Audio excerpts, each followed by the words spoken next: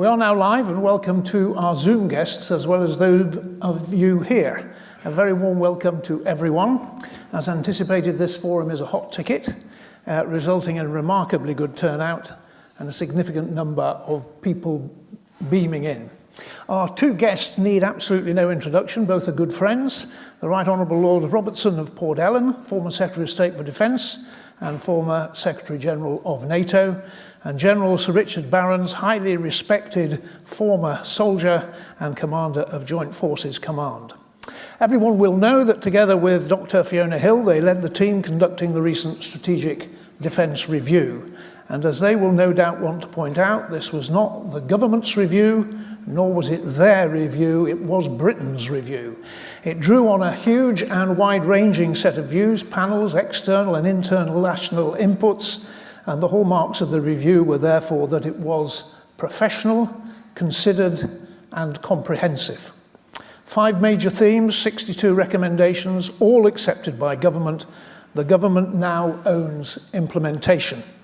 And I would guess that many gathered here today are less worried about the quality of the review and more interested in whether the pace and scale of implementation can survive the acceleration of geopolitical instability and the realities of fiscal pressure.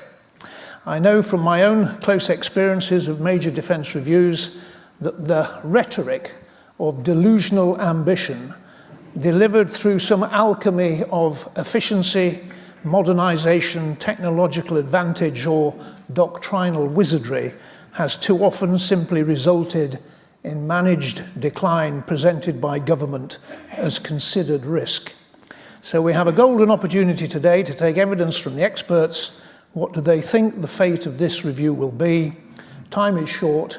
I'm going to ask both George and Richard to speak for no longer than 10 minutes, and then I'll turn to questions. And can you please keep your questions both short and relevant, and we will have to finish them by about 2 or 3 minutes to 2, because I'm then going to do a quick summary if it's worthwhile. I'm sure it will be.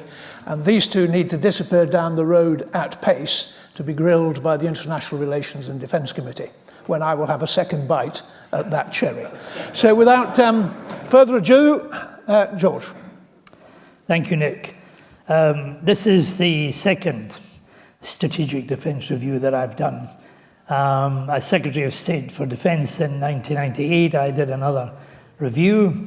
I quipped at the time, if it had been a success, it would be known as the SDR 1998. If it had been a failure, it would have been called the Robertson Review. And I'm glad that it is known now as the SDR 1998, and I sincerely hope that this one will not have our names on it, but will go down in history as having reformed and transformed Britain's defence. It is a truly transformational review. In terms of bolstering deterrence, both conventional and nuclear, and building wartime resilience, we have produced the answer to the question, which is, how can you make the country safe? This country is not safe. We are not safe. Our people are not safe today, both from the sub-threshold level of cyber attacks and the ways in which malign forces are undermining our society through sabotage, targeted assassinations, disinformation, and the rest of it. But also we can see from Ukraine the conventional threat that is being posed by potential adversaries out there. So we're not safe, but this review in many ways answers the question, how can the country be safe? So with a combination of homeland resilience, which wasn't a feature of the 1998 review, we didn't feel that we needed to focus on the homeland, through the new integrated force that is proposed in the review, and by putting NATO first, we believe the British people will be safer at home and much more influential abroad. So we ruthlessly examine every aspect of defence, from the bottom up, challenging the whole concept of business as usual. As I said at the beginning, our adversaries don't believe in business as usual. We dare not believe in business as usual. So we've proposed in the review a new partnership with industry, a powerful new National Armaments Director, who with a bit of luck might be named this week. And as a consequence of that industrial policy, we believe that our forces will have the equipment it needs on time and on budget, radically transforming the way in which we procure equipment today. The average time for any contract over £23 million at the moment is a 6-year decision-making process from start to the contract being placed. Our recommendations will see that dramatically changed. So in the review, you will see we boost the reserves, we reinvigorate training, which has been allied and directed to the post-Cold War world.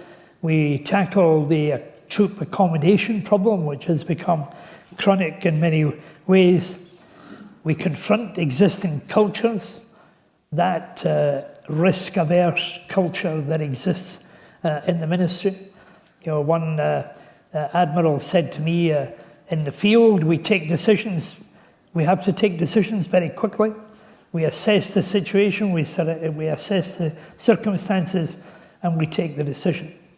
And the same individual comes into the Ministry of Defence and requires at least 7 forms to be filled in before they can hire a car. So we've challenged that and left recommendations which will do that as well. And we also have tried to capture the innovations that are especially coming from Ukraine.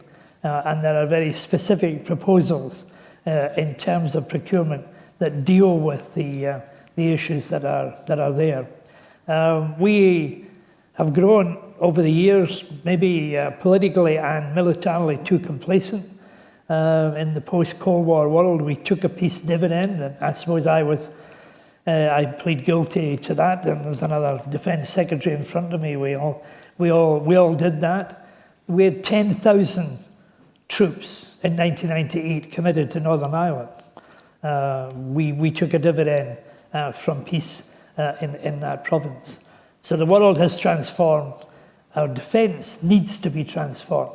And that's the only way that the people of this country can be safer than they are just now. George, thank you. Richard, turning to you.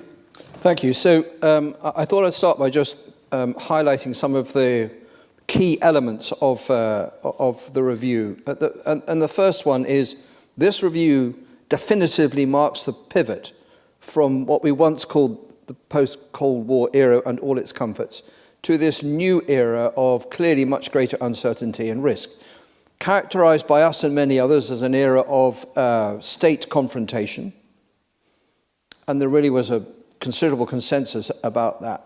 But there were two things that made this harder. The first was that this state confrontation is occurring on a tableau of unprecedented global turmoil, population growth, climate change, nuclear proliferation, and all the risks and opportunities of the digital age. It's that combination of state confrontation in that environment that makes this new era so much more challenging. And I think what we found was many people would agree with the theory that that was the case, but they wanted to deny it because it's not as attractive as the world we have been inhabiting, and they shy away from the implications because they're expensive, but it is so. The second thing that the review addresses in proceeding from that new era of state confrontation is to realize all of us in this room lived our lives mostly in an era where we dealt with marginal risk, an Iraq or an Afghan or a Balkan military intervention, where the homeland was not on the pitch, didn't affect our economy, our daily life. These were marginal risks by any historic benchmark. This new era of state confrontation is potentially at levels of existential risk to security prosperity and values, and therefore opting for denial is even less useful as a strategy for managing it. But these new risks are coming in new ways, and this was always at the heart of this review, is that we're talking about confrontation and conflict in the digital age, not the 20th century. We're not trying to recreate some tribute band to the Cold War. That's not going to work. And these risks come in two big buckets which have to be managed seamlessly. The first is below the threshold of military conflict, which is about cyber and social media interference and assault on the critical national infrastructure that sustains our daily life. We talk about cables, access to space-based capability, all of those things. There is a role for the military in that, but most of it is nothing to do with the military. And also, although in the review we talk about a whole-of-society outcome, we were only charged with talking about the defence bit of it.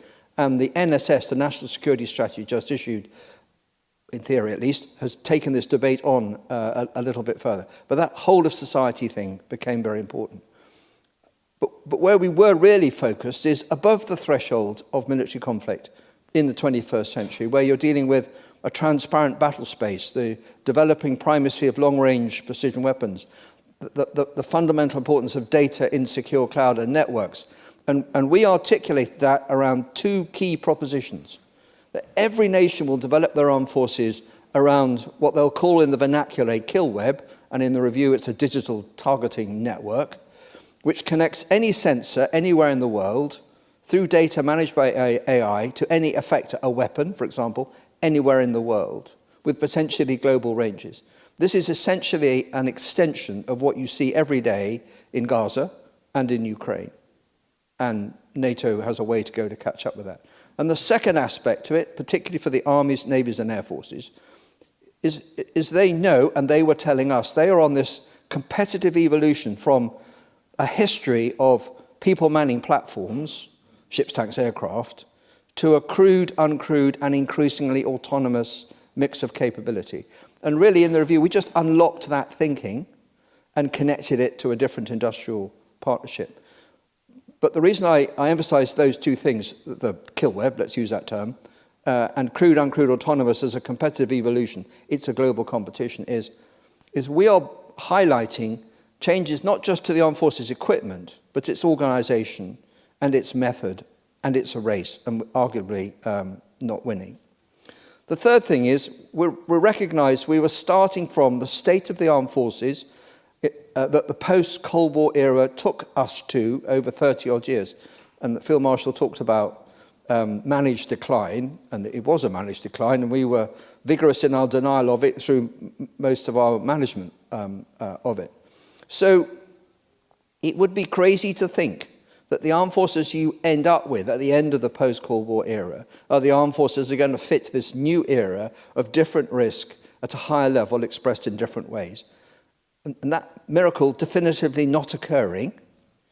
And the gap to be closed transformatively is clearly made much worse by the fact that in the middle of our review, the current US administration made plain they're going to do less for US security. So for those, and they're still out there in Whitehall, who believe that it's the duty of the American taxpayer to subsidize European security, well, they're going to be disappointed. And this is not a surprise, being telegraphed for 20 years, but suddenly we had to confront, is this a cliff edge?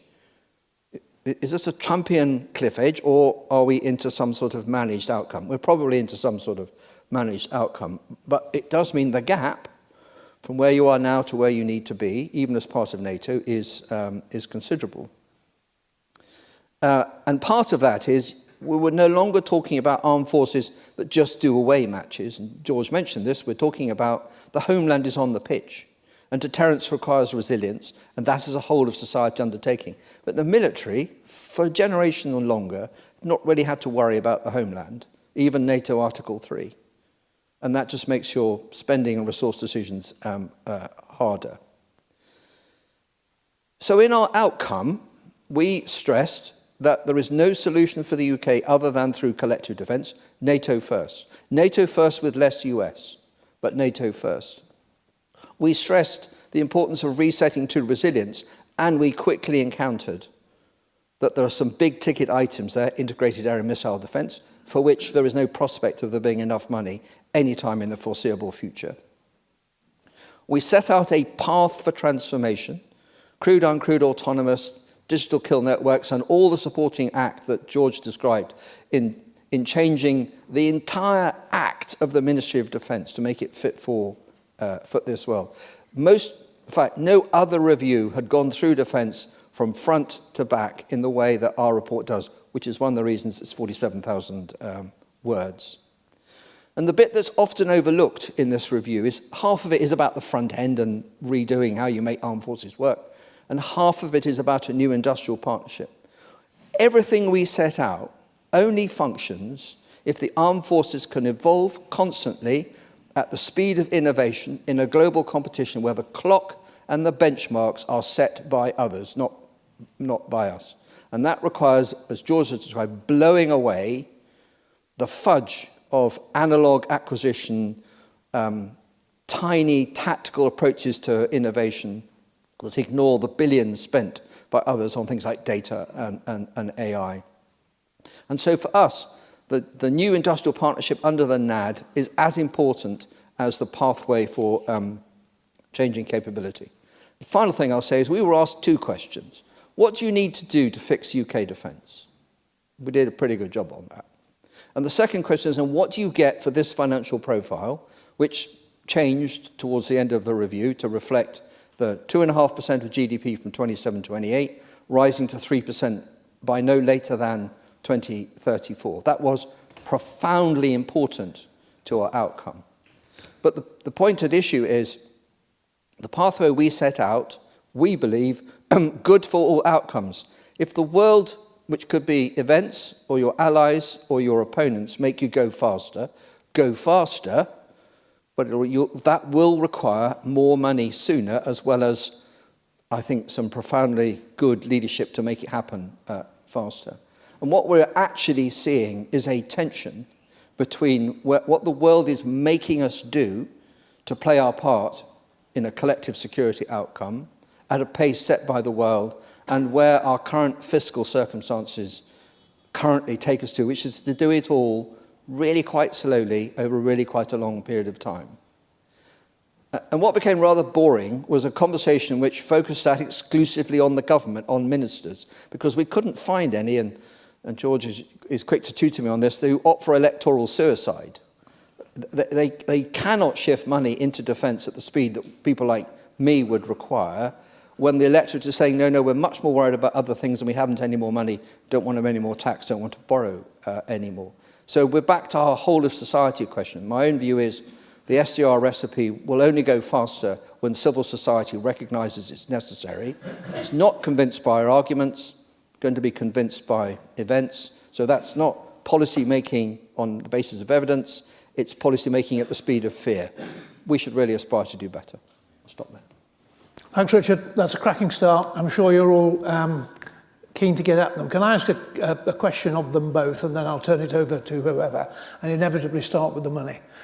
Some experts have sort of informed me that in the residual time of this government, they'll be able to spend about 350 billion on defence.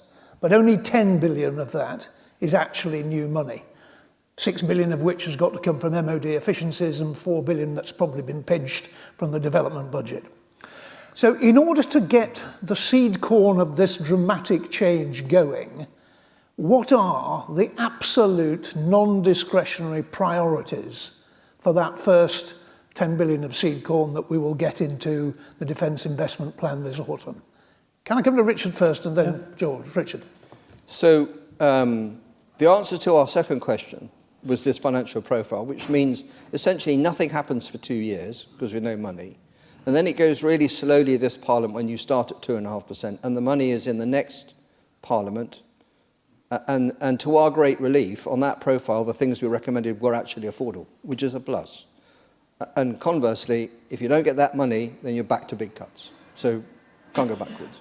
In terms of what you should do first, there are some things you can do quickly, which is invest in readiness and resilience. So ammunition, training, people, spares, engineering. I mean, just giving the Navy and the Air Force some missiles would be a good thing to do. The Army is in a poorer state than any of the three services, but an army is quite easy to fix. So if you could go faster, you would bring forward elements of its equipment program and its ammunition program. But if you had more money sooner, you need to be clear what you would spend it on. And that transformation, crewed, uncrewed, autonomous, which is by design never finished in the integrated force model we set out, that still needs a bit more refining. And one of the virtues of not having any money for another 2 years is they've got time to think about it. And our view is, could they please get on with it? George, do you want to add something? I think oddly enough, the most important part of our review is the call for a national conversation about defence. Unless people in this country want the insurance policy that is represented by the defence expenditure, then we will be limited in what is going to be available, and priorities will have to be gained, and therefore we will scrape along. But I think the Times reporter phoned me yesterday to say there's a new opinion poll. It's not in today's paper, but maybe it's in tomorrow, showing that support for NATO is declining in this country. From the 60s now down to the 50s, and it is least of all supported among the younger generation. Something has to be done about that. It's no use waiting until the lights go out and the traffic lights stop working and the hospitals are grinding to a standstill, and people then shout at the government and say, you should have told us, you should have done something about it. We need to engage the public now. This whole of country approach, which is natural in Finland, in Sweden, and in Norway, has got to be imported into this country, and people need to be reminded about that. And only when you get to that point will you have more than a limited amount of money to spend on the insurance policy that is defence expenditure. But I agree with Richard. The parlous state of our armed forces just now means that we couldn't fight the kind of war that the Ukrainians are having to fight against the Russians at the present moment. We don't have the spare parts, we don't have the ammunition, we don't have the medical services to take casualties, and therefore, in a world where we see on our screens day and daily what is happening, that has got to be clearly a priority. The readiness of our armed forces has got to be increased. That was the main message that came out of the NATO summit on an overall level, and I think it's the one that Secretary General Rutte is now going to sort of emphasise, beyond the figure about the 3.5% that countries have made a pledge towards. We will see how that can be done. Okay, turning to the audience. Tom King, there's a roaming microphone. Jacqueline will bring to you if you need it. Unfortunately, I've got to go to another meeting very shortly, which won't indicate that I disagree with the answer that you're going to give me to this question. But just coming on to the very end of what you said, George, talked about what is needed. What about manpower? And what about recruitment? Whether that lack of interest nationally in NATO and the ambitions of that. Because it's not one of the lessons of the Ukraine, of the new challenges, is that manpower is a pretty important part of it as well. I can only agree, and we have a specific section in the report, because we went into this in enormous detail. How do we deal with the whole question of manpower? That is a question about reserves, about cadets as well, because they are the feeder both from society into the armed forces, but other innovative ways in which the report actually addresses the whole question of recruitment and training as well. The modern age means that we need to get into our armed forces the people who will be able to produce the drones, use the technology better than it is at the present moment. So, it's not going to be easy, and some of the recommendations, might be difficult to actually implement. but I think we gave it a lot of thought during the review, and I think the recommendations make a lot of sense. Richard, anything? Yeah, I would add to that. So part of the SDR outcome is to redefine how you think about mass and endurance. So we found, and we understood why, a department that was very fixed on, in the case of the army in particular, the numbers of regular soldiers, which is a benchmark. But actually, in the world we're talking about, you have to know how you would make an army bigger when you need it, and then make it endure over years. Now, traditionally, the UK has a small army. We're a maritime nation first, and we know we need an air force. Then we think about our army. But we have a healthy reserve. And at the minute, the reserve is across the piece in terrible state. It's quite an easy fix. So when we think about manpower, it's a regular reserve, civil servant, and industry mix. There's quite a lot of things that industry can do that you don't need to put a uniform on, particularly in areas like cyber. The second thing is, if you're going into a crewed, uncrewed, autonomous mix, you're going to use your manpower differently. You probably don't need any less. But if you take a small example, if you take a big artillery gun, a 155mm tracked gun, that traditionally has 6 soldiers on it. And so if you have 3 of them, there'll be 18 soldiers in the field.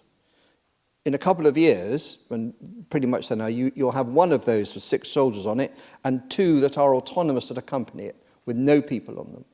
And so you're beginning to work out different ways how you can be more lethal without putting quite so many people in harm's way and augmenting that with the regular reserve mix. This is not in the DNA of any of the services, particularly not yet the Army, but many in this room will recognise that's the Army that we used to have. We've just got to recreate it for the 21st century.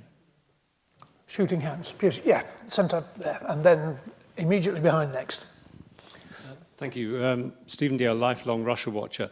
About 10 years ago, there was a brilliant idea to bring in specialists, civilian specialists, in certain fields to recruit them into the Army Reserve. The procedure was terrible. It was outsourced. It took more than 2 years. It turned a lot of people off, speaking from personal experience. I think it's great that Fiona Hill took part in this review, and I think there was a scurrilous letter in The Guardian about a month ago, which was absolutely outrageous and fortunately was met by people who knew what they were talking about with a reply. But what is going to happen now to speed up that process? Can we expect another 2-year wait for people to be brought in who might be of some use? So probably one for me. The answer is we absolutely recognise that problem. It's of the service's own making. No one said you must have this terrible process to put people off who you really need. So in that regular reserve mix, in the design of making it easier for people to come from a successful commercial career into a senior military, that's going to be easier. That's discombobulating to some in the services because they may find that their route to, say, a 1-star appointment, which is their only route to 1-star appointment, is not going to succeed for them because someone better will come in with more sweat from outside. The reverse is equally true, that no longer will you have someone who is really good as an infantry officer assaulting a small village, suddenly in charge of acquisition or logistics on a journey of discovery which has been conclusively unsuccessful. So, we can find better recipes. The answer for the armed forces, and the chiefs are really good on this, is that the only way they get the skills they need and the numbers they need is by joining themselves to civil society better through different reserve models. And there are some very good examples of that, and there's some terrible ones. Over to them. Okay, young chap who put his hand up. Thank you very much. Sebastian Brixey-Williams, Executive Director of BASIC. 2 questions for you. Firstly, you mentioned the idea of having a whole of society conversation about defence, which I think is an important thing. What would you do to implement that, and what lessons could be learned from the Scandinavian approach, for example, that we could think about? And then the other is, there's tended to be a trend in the last sort of 20, 30 years towards a broader, more holistic understanding of security, so bringing in non-traditional ideas, the climate and biodiversity crises, for example. This review goes back to a more traditional hard security type of focus. And I'm just interested in what the thought process or conversations behind that were like. Was this simply about making it a bit more manageable? There's plenty to talk about. Or is it a case of that sort of being desecuritized in some way or moved to other departments, DEFRA, whatever it is, to think about that and try and solve that problem instead? Thank you. Let me deal with the second question, which it is relevant, but the government has published a national security strategy last week, which complements what we've done. A decision was specifically taken by the incoming government that they needed to sort out defence. That was the urgent issue. To have expanded it beyond that, as the previous government did with the integrated review, is to involve a whole series of other new players in this. So the model that was adopted of having 3 external reviewers looking at defence as a whole, inside the department, but independent, external to the department, was a model that seemed to fit. And as the 43,000 words show, we've come up with a whole series of recommendations based on that. If it had gone wider than that, the trade-offs that would have been involved would have weakened the message that we had to give about defence and the insurance policy that is defence. So the national security strategy, which was published last week, covers a lot of what you've actually said about the other elements that make up, the overall security of the country. And on your whole of society point, well, we're clear what doesn't work because we spent our lives doing it, which is for people like me to talk and write and commentate. No one takes a blind bit of notice. I am talking to my own constituency, and others will say, well, he would say that, wouldn't he?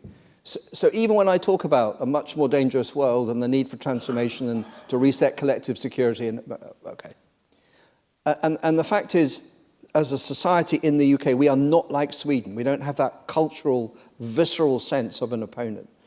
We are running on the legacy, the cultural legacy of 30 years of real comfort, where war only happened to other people who were less developed somewhere else in the world. So I have a very modest part to play in this. What would work would be to turn the internet off in the country for a day, and then people would a bit extreme. What I think we're left with is an aspiration that politics at all levels will recognise that's their job, to provoke this debate and spell it out to the people they would like to vote them. The problem now is they don't think it's a winning, necessarily, thing to do. We come back to electoral suicide. What might work in the middle is greater emphasis on what I'll call infotainment, where the implications of the sort of world we set out in the review is conveyed really as entertainment to millions of people. And as a recent stab at that on Sky, there is the War Game podcast, which runs over, I think, 5 episodes. I'm in it. And that is an attempt, deliberately an attempt by Deborah Haynes, the architect of it, and Rob Johnson to capture this in a way that's accessible. Because, come back to the point I made at the start, unless we move the needle in civil society by awareness, we are going to be left with having to respond when something terrible happens, even though we were good enough to say this could happen. If it does happen, it'll have these consequences, and we may not be able to pick ourselves out of the ashes of whatever it is. But I'm afraid, we being humans, that's probably where we are. I'm going to take the lady at the back, but before she speaks, I'm just going to bring George's attention to those 2 questions on proliferation and dual-capable nuclear aircraft, and we'll come to that after this lady's question. Please. Thank you. Jane Kinnanmont, Chief Executive of the United Nations Association of the UK. So we're very interested in a national conversation that links defence to international peace and security. I get the impression that in Europe, many people welcome the UK's focus on NATO, but that outside of Europe, people currently think that the UK is in retreat from a more global role, especially with the cuts in humanitarian aid. I wondered if you might say something, although your review is focused on defence, about how you see Britain's wider global role complementing that when it comes to a more secure world. You mentioned the climate and population issues that create turmoil. And just one other thing is, I think you've mentioned, General Barrons, this period of living in relative comfort. But I think it's not just that. I think it's also that over that period of relative comfort, I do remember being told by a lot of political leaders that we did face an existential threat from terrorism and that it was a daily threat to our very way of life. So is there maybe a legacy of that when it comes to the attitudes in society that means people are not necessarily willing to take the government at face value when it underlines the threat from Russia? Thank you. No, I think you make a valid point about, there is a general distrust, I think, of the political class that exists in the country. But I think that has got to be turned round, and by a determined effort by the political class and by the leadership of the political class to confront people with some of the realities that exist in the world. The turbulence they can see, the way in which the way the world is turned upside down at the moment. We say in our foreword, that the international chessboard has been tipped over. Combine that with the velocity of change that is taking place in every aspect of society. People can see that. What they can't see is what the remedy is. People say you're scaremongering. The question that was asked of the Prime Minister in that shipbuilding hall, are you going from welfare to warfare? It's not. It's about the defence of the nation and the defence of the people in this country. And I think we've got to make that point about multilateral institutions matter. NATO is the one we focus on in the strategic defence review, but the other multilateral institutions in which we play a part are going to be pivotal in the future as well. But there has to be a constant process now from the very top of reminding people about the dangers that they face and what the remedies are. And that's why I believe, talking about an insurance policy is the best way of doing it. I've been married 55 years. We've never made a claim on our household insurance. So the idea that you would just give it up on the basis that you never use it is nonsensical. And therefore the country has got to be insured against risks and threats that they can see almost every night on the television. The review makes a bet, because we were asked to, on resources are limited, so where's the priority? And we say NATO first. So we have absolutely said that the majority of UK's force elements will be focused on their role every day now contributing to NATO deterrence. And there will be much less often to go somewhere around the world, less for the national crisis response capability. But we also say it's not NATO only. So that relationship with the rest of the world will be serviced routinely by other things: technology, diplomacy, development aid, commerce, all of that stuff. And then supplemented by judicious military right now. The carrier group right now is somewhere around Singapore. What we were told by the Americans who run the war in that part of the world is, don't want it all the time, but every 4 years, it's really useful. So, we can do that as long as it doesn't deplete NATO deterrence. But things like AUKUS are really about technology. They're not about, and submarines obviously, but they're not about, massive force elements outside NATO, because right now our problem is in the NATO area, in military terms.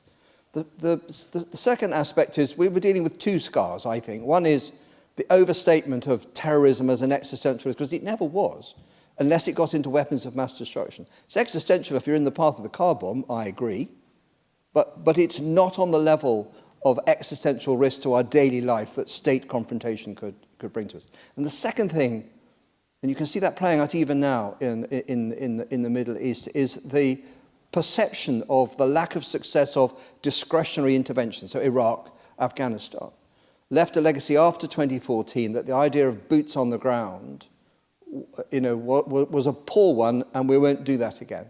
But the flaw in that is, if it's discretionary, yes, you've got choice to make. If it's non-discretionary, if the survival of your nation and your national prosperity, you're going to put boots on the ground. And I think one of the answers to the recruiting problem is we have youngsters, the 16 to 24-year-olds, who, some of whom think, well, there's not a war on, so why would I join? That's natural. And others who think, well, why would I do that? Because they don't feel threatened themselves yet.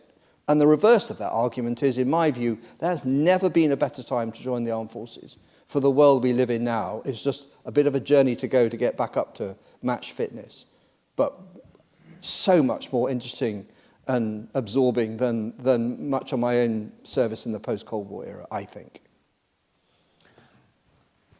So, as the microphone makes its way to a question around here, can I get the panel distracted on this one? Two questions that are coming from Tim Street. One, the SSR comment about UK, the essential for UK to continue leadership with the Non-Proliferation Treaty, an imperative. Can you say what that means in practice? And also, evidently, when you spoke to the Defence Committee, you were not terribly enthusiastic about the swapping out of the 35 Bs for As and a new nuclear mission. George, do you want to lead on these two? Well, there are two different questions. We should continue UK leadership within the NPT, and we have been up to now. During my defence review in 1998, we reduced the number of warheads, the number of missiles that our nuclear weapon submarines had. Didn't produce any reciprocation in any other country in the world.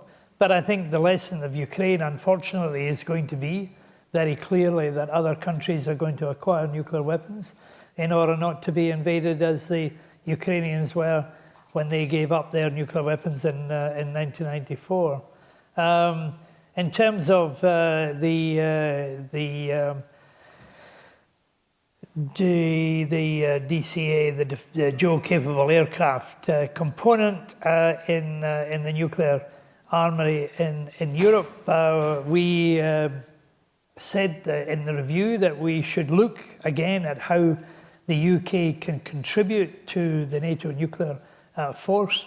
We left it open as to how that could be done.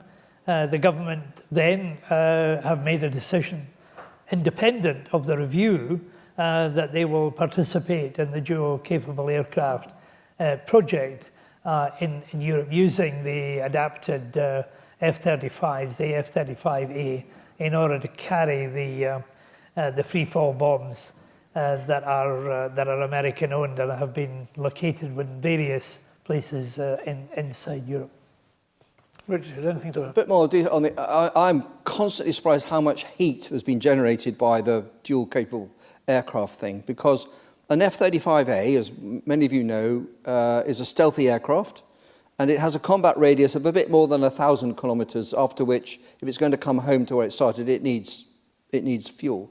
And it drops an American-owned and controlled gravity bomb, and many of you would know you trace that back through even before Typhoon, right back to forgotten the name, Phantom and the Cold War. Thank you, Canberra's. So the idea of a air-delivered gravity nuclear device is very well established, and a number of partners in NATO do this. So the first thing is the UK is going to buy F-35s anyway. They're cheaper than the B model, and they're going to be bought and used for training before you do the conversion to the B model. So the DCA thing is a very marginal additional cost to that. For a tactical weapon with a range of about 1,000 kilometres, because the tanker that refuels it isn't stealthy, or you've got to land on someone's airfield and they've got to agree. And by the way, if you fly from RAF Marham and your range is 1,000, you still live in NATO. So it is a very tactical thing. And the second thing is technology keeps moving on, and we're in a world where hypervelocity missiles, Mach 10, with ranges of thousands of kilometres, no pilot, therefore less risk, faster, stealthier, more able to evade countermeasures. So these weapons, which can have a conventional precision, or if you must, a nuclear tip, these are going to have much longer range, much greater penetration, and be much more discriminate, I think. So my view has been, if you want to do DCA, do it. It's a marginal thing, powerful signal in NATO and to some opponents, but the future is different technology. And whatever you do, do not conflate DCA with CASD. They are profoundly different things, and CASD is the big bet. Okay. Yes. One, and then come to the slightly older gentleman with the white hair. If I can. Still just blonde. I don't know who I've just insulted, but come on, keep going. Nick Kitson, a former soldier. After a brief foray into equipment, I'll go back to the moral component, which I'm sure you considered. Obviously, you mentioned about accommodation, and you talked about the homeland being on the field of play, and we've been talking about recruitment and mobilization of whole society. Also, various articles about the sort of ineffectiveness of the Russian army due to its moral component. What I wanted to ask is to what extent you've considered the sort of legal frameworks under which we have to operate. Clearly, we have veterans in court, we have inquiries going on. This is state-sponsored by our state. I'm not ascribing any malign intent, but it's the framework within which we live. And if you're talking about recruitment, you talk about kill webs. I think there are people out there who are slightly concerned that if they pull the trigger on any form of kill mechanism, they might be hounded in many years to come. So you can broaden it beyond the armed forces into the whole bit about migrants and our relationship with the ECHR. I'm not here as a reform stooge, but I'm genuinely curious as to whether you considered this kind of legal framework and how you think it might be dealt with. Richard? So the way we needed to characterize it in the review is that we were dealing with a body politic and a set of military whose legal norms have been shaped by Iraq, Afghanistan, and the Balkans, these discretionary interventions. And where those interventions became unpopular, which they did, or only narrowly successful, a whole range of constraints were imposed on them, which reflected at least an ambivalence in civil society about what was going on in their name. And we understood that, but what we were designing are armed forces for a world of state-on-state confrontation and conflict, which is at the level of existential risk. And our view is, if the risks are greater, you're going to have a different set of permissions. So don't try and fight a state that wishes you profound harm with a set of rules and constraints and regulations that were conditioned by a counter-terrorism or a counter-insurgency mentality. That was never going to operate. And the second thing was, and it comes back to the point you're making about this sort of societal aversion to death and destruction, is that if we are going to have to go to war, and we are going to have to go to war at some point, the enemy vote obviously generally sets the benchmark of what's on or off the pitch of things you can do. Where I think the trick becomes easier is when the citizen of all ages in this country feels they are genuinely in peril, then they swing with the sorts of steps that you've got to take, and the aversion will dissipate on the back of that. But we need to make a very clear political and doctrinal argument for the permissions that allow you to fight for high stakes against opponents that are often less encumbered by the ethical prescriptions we apply. And the one thing that is new to this debate is we have to think about lethal autonomous weapon systems because they already exist. That is, machines killing people without a human in the loop. They are already out there. The UK sensibly has strong ethical prescriptions against it. Some other powers in the world are not so constrained. But that's a new one, and it's not well resolved yet, I think. Yes, the gentleman here. And was there another hand coming up? Thank you, and I'm not. Okay, next. I wasn't offended, I assure you. John Spain, never in the forces, but I just want to come back to Lord Robertson's point about our political leaders needing to generate a wider understanding and enthusiasm among civil society for allowing defence to be put way up the spending pattern. And my problem is that I look around and I look at our politicians, I don't call them leaders, and I don't see any appetite at all for doing anything, especially after, for example, giving away Chagos to basically an enemy country. Do you really think this is going to happen? Yeah, yes, I do. And Can we just, we'll combine the question here, because it might be an overlap. Can you hear me? Yes. I thought I was the man with the white hair. I'm No. somebody else behind. No, you're safe. You're the right No, side. it is exactly to enlarge on that point. I mean, Mark Urban, the journalist, said that the rise from 2% to 2.5% won't even fill in the potholes in defence spending. And I have yet to meet anybody, serving or retired, who actually thinks that the money is going to be found for all of this. Yesterday, the government was effectively defeated on a motion that was going to remove 5 billion from a welfare budget of 373 billion, actually 10.4% of GDP. So, where is this? I mean, we come up with lots of great plans. We're very good at saying, but these are the ends that we must work towards. But we do not have politicians who will the means. And I agree with you, where is the leadership going to come from for that? And yesterday proves that it is a huge challenge that any government has got. Let me be blunt. The country gets the politicians it deserves. It's as simple as that. If people don't like the politicians who are there, then stand themselves. I was 21 years an elected member of the House of Commons, and I know what it's like to put your livelihood on the line every 5 years in order to put forward a point of view. Our Prime Minister was candid enough at the weekend to say that he was distracted from the issue of the welfare and of saying something about strangers in society because of what he was focusing on internationally. And that is a fact of life. The Prime Minister was at the NATO summit. He was at the G7 summit because global issues are now huge and take up most of the time of the Prime Minister. But the Prime Minister read our report at an early stage, at the various iterations of the report. And he made it clear when we met him at Downing Street that he accepted the report and he accepted all the recommendations, 62 recommendations that we put forward in there. And he launched it personally, didn't leave it to us.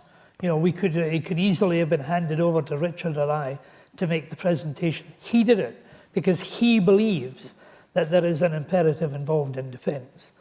Now, you can take it or leave it. You can say that this is not honest or it's dishonest. But I can tell you that he is absolutely committed to it. And when he says that the 62 recommendations will be funded, then they will be funded. And as I said, there are 3 crows sitting on a branch watching carefully our 62 recommendations to make sure that it is there. But if people don't feel that the political leadership is doing what they want, change it. Change them. Because in a democracy, that's what it's about. So I see to reinforce 2 crumbs of I think, considerable. The first is, when we signed off the SCSR, the SDR, our recommendations, the programme we endorsed was affordable at the envelope we were given, which is 2.5% of GDP starting in 27-28 and 3% of GDP by 2034. And we need to be really clear, it's that profile that matters. The 3% by 2034 is what makes this affordable. But it takes too long to get going, 2 years, then goes slowly, 2.5%, and then takes too long to get to, in Army's case, a strategic reserve corps of 2 fully fielded divisions by about 2034.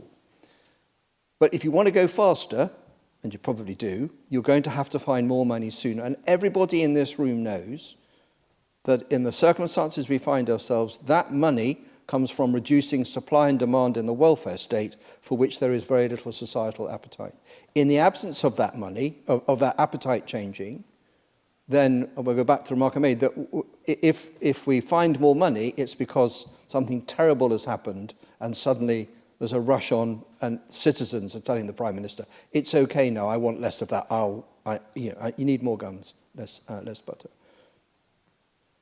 I honestly, if I knew the magic recipe to get the UK to spend more money sooner on defence to match the world we've described and the demand we've set out, if I knew that, I wouldn't be sitting here because I'd be in the city probably, but I don't know what that is. And that's why I think we're in a place where we're not going to subscribe to evidence-based policy and spending decisions. We're going to do policy at the speed of fear.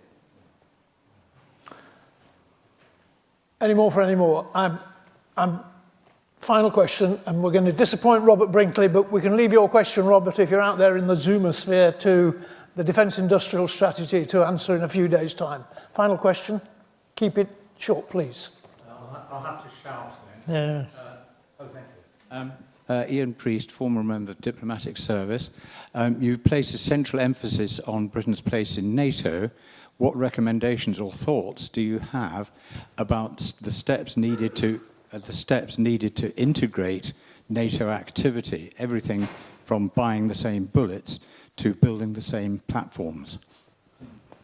I think the answer to that is that we have to be serious about our membership of NATO, and so do other countries as well.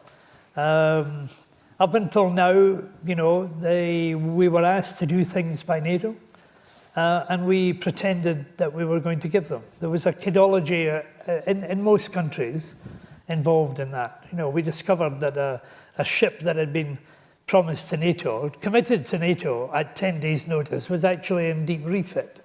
So that sort of confidence trickery has got to be ended. And I think we've got to align much more of our policies inside the armed forces with what NATO standards actually are. And I think that, generally speaking, Secretary-General Rutte, managed the recent summit meeting.